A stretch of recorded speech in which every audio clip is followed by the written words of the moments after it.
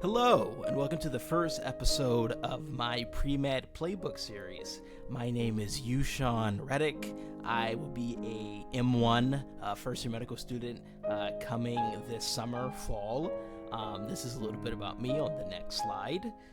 So I originally was going to do this with face cam, but my hair is a mess, and I really wanted to start to produce these videos. So here's just a photo of me, and this is my little sister from when I graduated from college 2 years ago.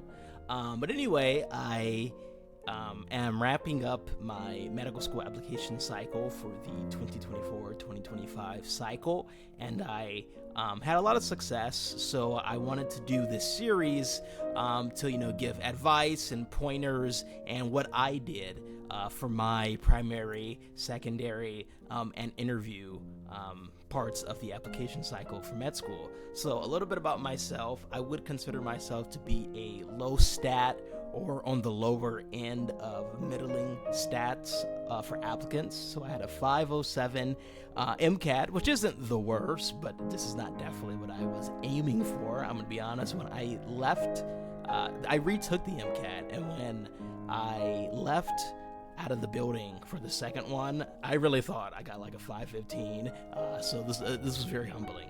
But yeah, so we got a 507 MCAT. My GPA, I wouldn't consider that to be low, 3.71 GPA. I am underrepresented in medicine. I majored in human biology, and I'm from California, went to school in California at UC Irvine, and this is just a little bit about my hours and the various experiences that I had. So I did 36 primary applications, that's including MD and DO, and I actually got 35 secondaries, but I didn't know how to change this on Sankey. UC Irvine, the school that I went to, they actually didn't give me one. That kind of sucked, but yeah, I actually got 35 secondaries, and from that, I got 19 interview invites, and 8 of those were osteopathic schools that I chose not to interview with because I had already gotten into my top choice DO schools, which were Western and KCU. And I believe I also got 7 MD interview invites. And of those 7, I got into these 5 here, and I am on the wait list for UCSF and UCLA. However, as of the day I'm recording this, which is May 26, 3 days ago, I committed to Kaiser. That was a tough decision. I don't plan to talk much about that, but if I get a lot of questions about what made me decide, maybe I'll make a video on that. But I chose to go to Kaiser, so I don't even think I'm on the wait list for UCSF and UCLA anymore.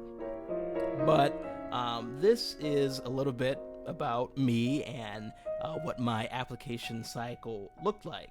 So why am I making this video, and why am I trying to make a series?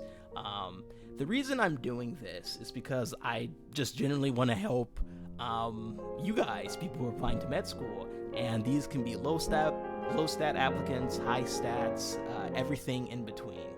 So speaking to the people that have high stats, 515 plus MCATs, I think that sometimes those very high stats lead people to overestimate their chance of acceptances solely because of your high stats. And of course that is important, but I feel that it can sometimes lead to you neglecting engaging in other activities, or perhaps you don't articulate your experiences that well. And if your writing doesn't articulate why you want to be a doctor or why you want to go to a certain school, even with those high stats, these schools don't really know why they should accept you, other than you perform well in an academic setting. And for those with non-high stats, while it's of course harder to get into med school if you have lower stats, I do believe that if you're able to articulate why you really want to be a doctor or why you will really thrive at a certain school, you can really give yourself a good shot. And a channel on YouTube that I really like to watch is Medical School HQ. Dr. Gray, he does videos, and he was pivotal in me shaping my application. And one thing that he says that I really like is the stats just have to be good enough to get you into the front door.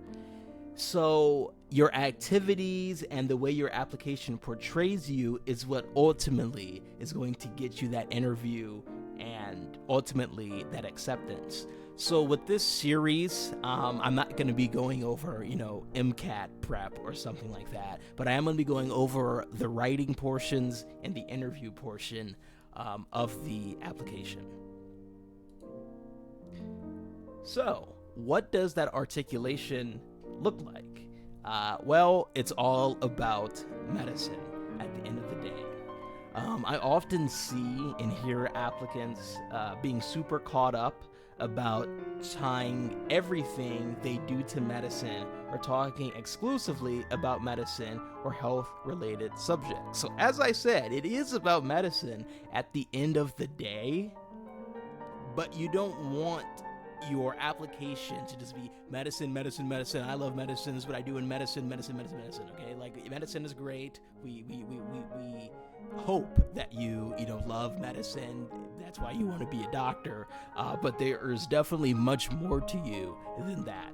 So engaging in discussing those medical activities are important, but they should not be the only thing that these ACCOMAS know about you. There needs to be more to you than medicine, because everyone applying is going to have that box checked, hopefully.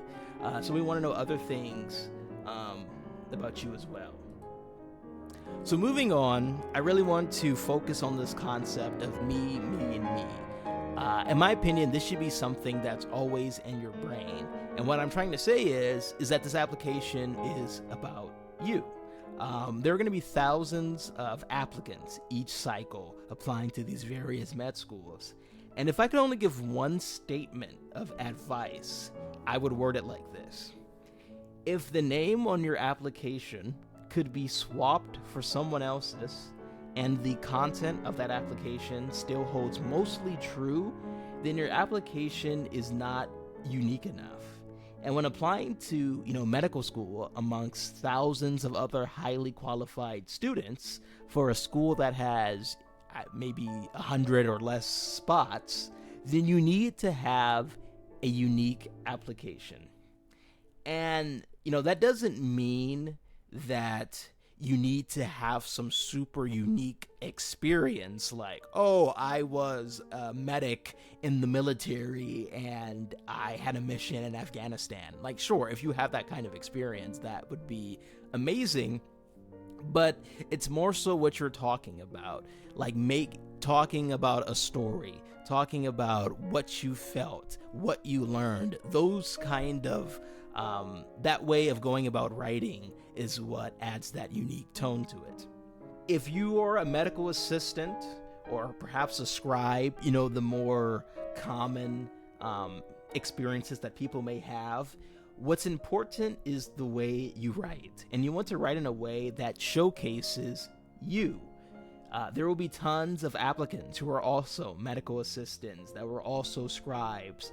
And if you just write, I assist in scheduling, I handled printing and clerical duties, I made appointments, there isn't much substance to separate you and your medical assistant experience from Bob and their medical assistant experience, if that's what all of you are writing about, is just the duties that you performed. What you want to do is craft the essay and take the time to really show the substance that you gained and that you provided. So what experience or story do you have? What did you learn? How did you grow? How did your opinion change on something due to this experience? That is what adds the unique tone to your application. So through a series of episodes or videos, I'm going to go over my own application and show the literary techniques and tools that I try to utilize when making my application. And I think that writing in a way that basically locked my application to my name is what led to my success. So once again, what I mean by that is, and this is going to be going into my golden rule here.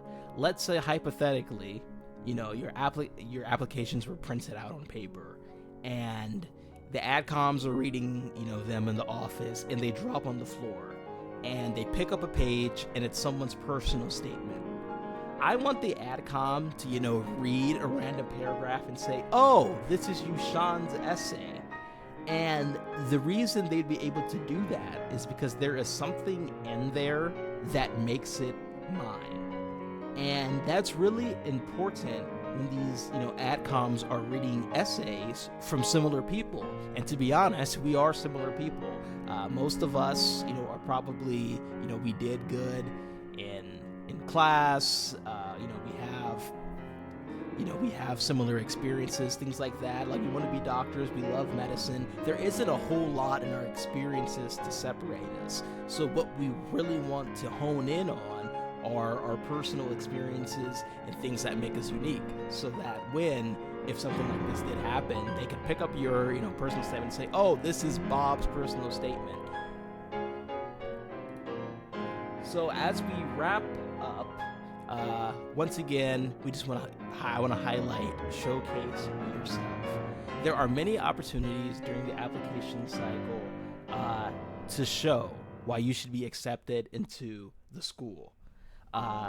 So we're going to focus on those different opportunities, with that being the personal comment section, the personal essay, your experiences, the most meaningful experience for the AMCAS, and the secondary application, and then of course interviews. And I did do the AAMC and the ACCOMAS, MD and DO, but I am mainly going to be speaking in terms of the AAMC.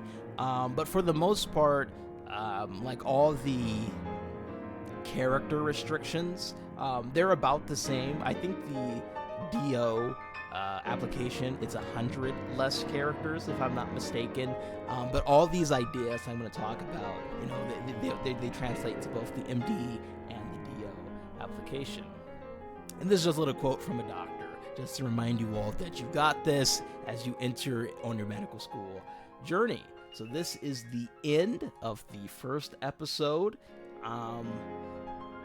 On the next video, I plan to go over the impactful experience essay, and I hope you guys stay tuned for it. Thank you.